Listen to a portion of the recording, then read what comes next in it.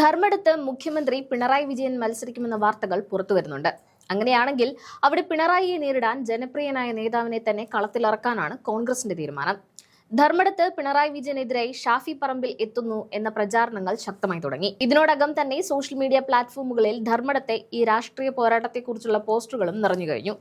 KPCCയോ കോൺഗ്രസ് നേതൃത്വമോ ഔദ്യോഗികമായി ഇത് സ്ഥിരീകരിച്ചിട്ടില്ല. എങ്കിലും ഷാഫി പറമ്പിലാണ് ധർമ്മടത്ത് കോൺഗ്രസിനെ നയിക്കാൻ എത്തുന്നതെങ്കിൽ അതൊരു ചരിത്ര പോരാട്ടമായി മാറുമെന്നതിൽ സംശയം വേണ്ട. പാലക്കാടായാലും വടകരയായാലും ഷാഫി തന്റെ കരുത്ത് തെളിയിച്ചതാണ്. കേരളത്തിൽ ജനങ്ങൾക്കിടയിലുള്ള ഷാഫിയുടെ സ്വാധീനം നിസ്സാരമല്ല. കുട്ടികൾക്കും മുതിർന്നവർക്കും ഒരുപോലെ പ്രിയപ്പെട്ട, എല്ലാവർക്കും എപ്പോഴും ലഭ്യനായ ഒരു നേതാവെന്ന നിലയിലാണ് ഷാഫി പറമ്പിൽ അറിയപ്പെടുന്നത്. പിണറായി വിജയനെതിരെ ഷാഫിയെ UDF രംഗത്തിറക്കുകയാണെങ്കിൽ മുഖ്യമന്ത്രിക്ക് അത് അനായാസമായ ഒരു മത്സരമായിരിക്കില്ല. MP സ്ഥാനം രാജിവെച്ച് ഷാഫി ധർമ്മടത്ത് മത്സരിക്കുമോ എന്ന ചോദ്യം ബാക്കിയാണെങ്കിലും ഷാഫി ചെന്നാൽ പിണറായി വിജയൻ പരാജയപ്പെടുമെന്നാണ് കോൺഗ്രസ് കേന്ദ്രങ്ങൾ അവകാശപ്പെടുന്നത്. പിണറായി വിജയന്റെ സ്വന്തം ബൂത്തിൽ പോലും കഴിഞ്ഞ ലോക്സഭാ തെരഞ്ഞെടുപ്പിൽ കോൺഗ്രസിന് വോട്ട് വർദ്ധിപ്പിക്കാൻ സാധിച്ചിരുന്നു.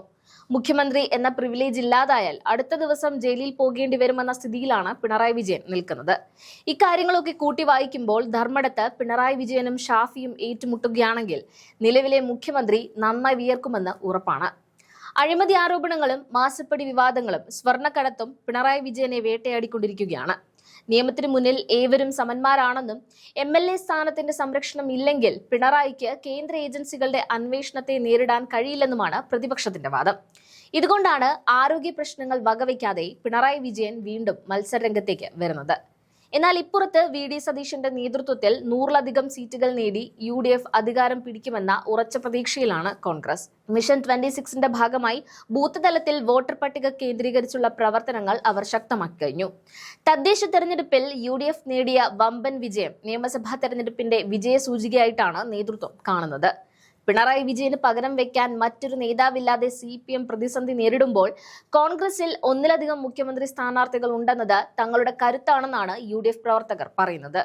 ഉമ്മൻചാണ്ടിയുടെ പുതുപ്പള്ളി പോലെ പിണറായിയുടെ ധർമ്മടവും അപ്രമാദിത്യമുള്ള ഇടമാണെന്ന് പലരും വിശ്വസിക്കുന്നുണ്ടെങ്കിലും ഷാഫി പറമ്പിലിനെ പോലെയുള്ള ഒരു യുവ നേതാവ് അവിടെ എത്തുകയാണെങ്കിൽ കാര്യങ്ങൾ മാറിമറിയുമെന്ന് തീർച്ചയാണ്.